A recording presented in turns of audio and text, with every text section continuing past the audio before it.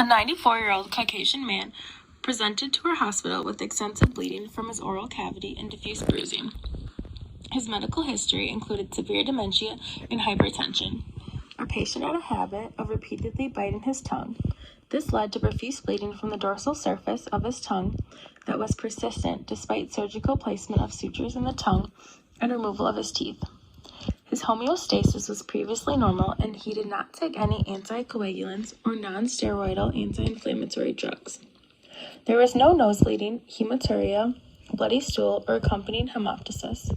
Our patient did not have any family history of bleeding disorders. On examination, his vital signs were stable and he was afebrile. There was profuse bleeding from the tongue with the presence of multiple clots in the oral cavity. No other bruising or active bleeding was noticed except extensive bruising over his upper extremities and a presence of hematoma on the left hand with active oozing. Laboratory tests revealed a white blood cell count of 9,500 cells per microliter with an initial hemoglobin level of 11.7 grams per deciliter and a platelet count of 149 times 10 to the third cells per microliter. Coagulation studies revealed a normal prothrombin time and international normalized ratio and a prolonged activated partial thromboplastin time of 73 seconds.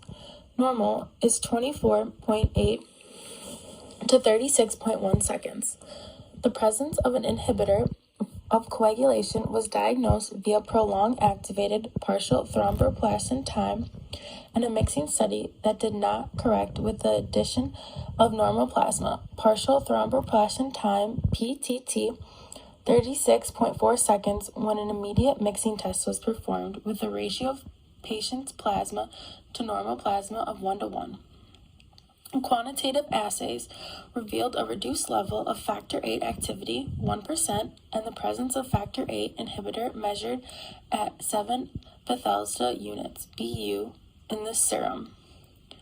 Our patient was not intubated for airway protection based on the wishes of his family. In total, 2 units of fresh frozen plasma and 8 units of packed red blood cells were transfused in 3 doses, 100 Daltons per kilogram, of recombinant human factor VIII, Humate P2958 RCO, were given to our patient as initial management. Prognosis is acquired inhibitors against factor VIII, also termed acquired hemophilia A.